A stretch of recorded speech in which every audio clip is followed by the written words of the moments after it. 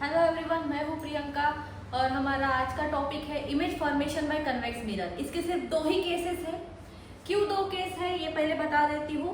ये convex mirror है, means curve outward है, तो इसके सारे पैरामीटर राइट हैंड साइड की तरफ रहेंगे। सेंटर ऑफ कर्वेचर भी राइट हैंड साइड में रहेगा, फोकस भी राइट हैंड साइड में रहेगा और पोल यहाँ रहेगा।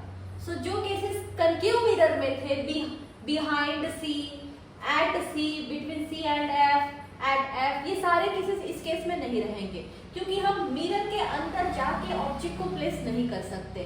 हम ऑब्जेक्ट को सिर्फ और सिर्फ लेफ्ट हैंड साइड में प्लेस करते हैं मिरर के।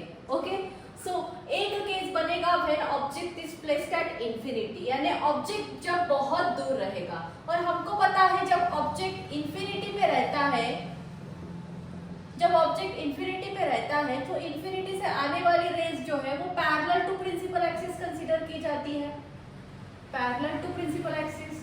ओके, और जो पैरेलल आती है कन्वेक्स मिरर में वो आफ्टर रिफ्लेक्शन डाइवर्ज होती है और ऐसा लगता है कि वो फोकस की तरफ से आके डाइवर्ज हो रही है।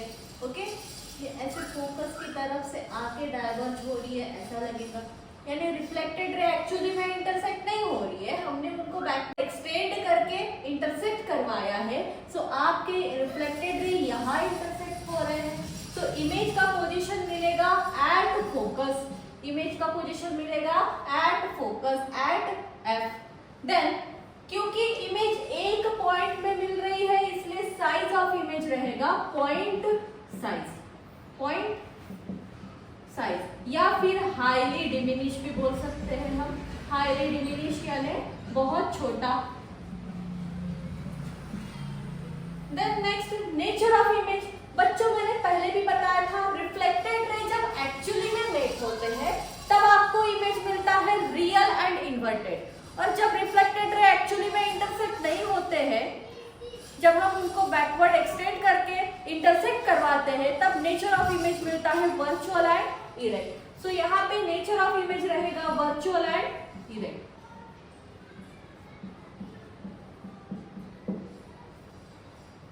ओके, द नेक्स्ट केस है बच्चों when object is placed in between infinity and pole. Again ये कन्वेक्स मिरर है, the mirror which is curved outward. ये रहेगा पोल, यहाँ रहेगा सेंटर ऑफ कर्वेचर और यहाँ आएगा बच्चों फोकस। यहाँ पोल है, इंफिनिटी और पोल के बीच में ऑब्जेक्ट है, आपका ऑब्जेक्ट है ए बी। कोई भी दो इंसिडेंट रे हमको लेके जानी है और इमेज फॉर्मेशन की डायग्राम ड्रॉ करनी है। एक रे हम लेके जाते हैं पैरेलल टू प्रिंसिपल एक्सिस, और जो पैरेलल आती है वो आफ्टर रिफ्लेक्शन कहाँ से पास होती है बच्चों? फोकस से। और ये डाइवर्जिंग मिरर है तो ये अवे फ्रॉम प्रिंसिपल एक्सिस ऐसे जा रही है और इसको बैकवर्ड एक्सटेंड किया है हमने, ठीक है, फोकस की तरफ आ रही है ये, ठीक है। नेक्स्ट रे हम लेके जाते हैं सेंटर ऑफ कर्वेचर से, और जो रे सेंटर ऑफ कर्वेचर से पास होती है वो अपना पाथ रिट्रेस करती है, यानी जाने का रास्ता और रिटर्न आने का रास्ता सेम। ऐसा लग रहा है कि ये सेंटर ऑफ कर्वेचर से पास हो रही है इंसिडेंट रे, तो वो उसी रास्ते से बच्चों रिटर्न जाती है। ओके, अब देखो दोनों रिफ्लेक्टेड रे जो है यहाँ आके इंटरसेक्ट हो रही है, तो हमारा इमेज भी यहीं पे ऑब्टेन होगा। इस पॉइंट ऑफ इंटरसेक्शन से प्रिंसिपल एक्सिस की तरफ हम वर्टिकल लाइन ड्रॉ करेंगे। ओके, डॉटेड वर्टिकल लाइन मैंने ड्रॉ कर ली है। सो यहाँ आपको इमेज मिला है। क्योंकि रिफ्लेक्टेड रे एक्चुअली में इंटरसेक्ट नहीं हो रही है, हमने बैकवर्ड ट्रेस करके एक्सटेंड करके उनको इंटरसेक्ट करवाया है, that's why image virtual and erect, यानी ए डैश ऊपर और बी डैश नीचे रहेगा। और पोजीशन ऑफ इमेज, इमेज कहाँ मिला है आपको बच्चों? Between P and F.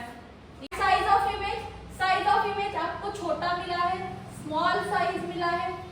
Okay, या फिर आप डिमिनिश्ड भी बोल सकते हो।